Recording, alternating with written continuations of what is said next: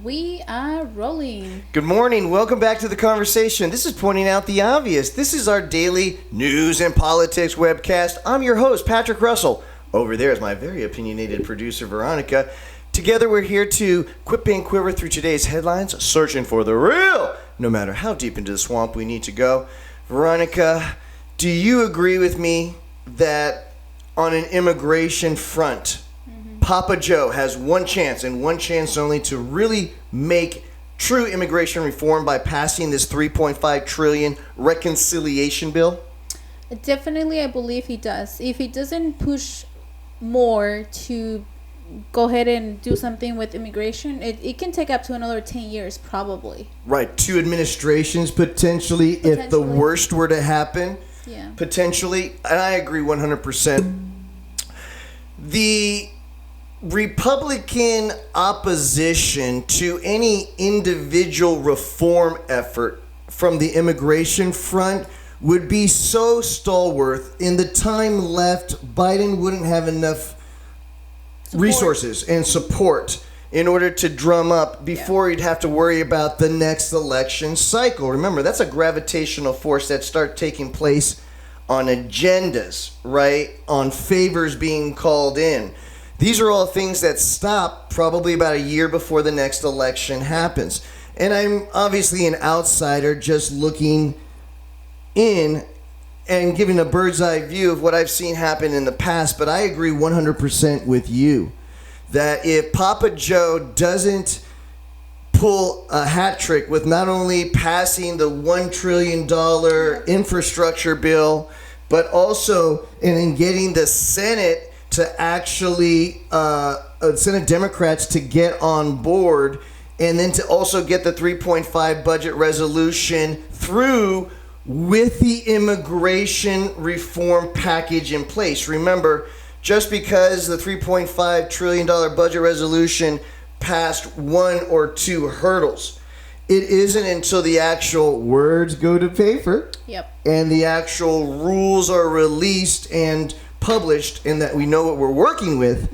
do we realize, hey, something real just happened, because we've been fooled one too many times. Is that right? So from a younger generation's perspective, and also with family that's come from Mexico, how important is it to dreamers, do you feel, that they're watching closely what's happening right now and whether or not the $3.5 trillion reconciliation bill delivers as promised? What do you think the anticipation for it is?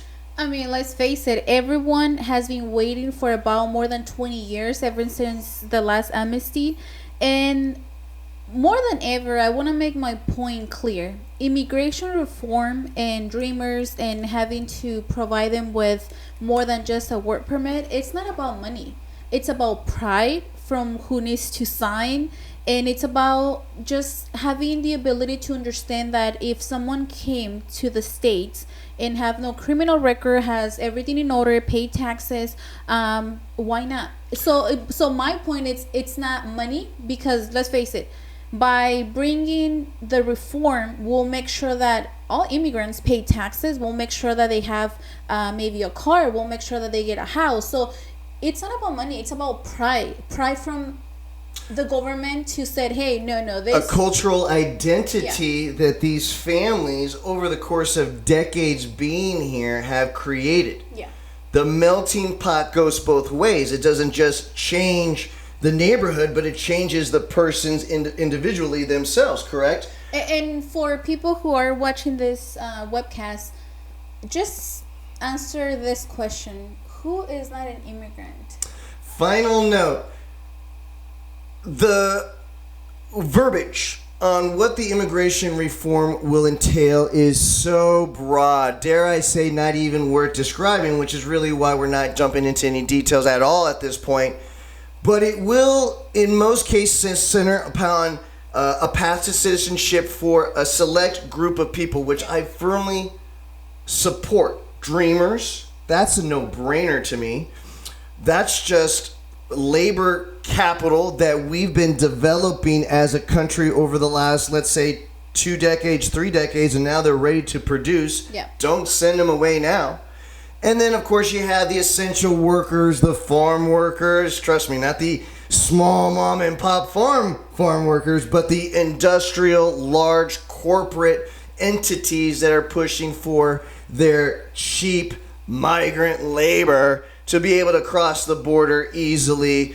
And that makes a lot of sense. So what Papa Joe is pushing isn't free amnesty like it was with Ronald Reagan in 1986. It happened. Ronald Reagan made it happen. But no, he's not even pushing for that. He's pushing for a logistical problem that the United States is facing in labor capital that must be solved. And here's an easy way to do it, but the sad part of it is that the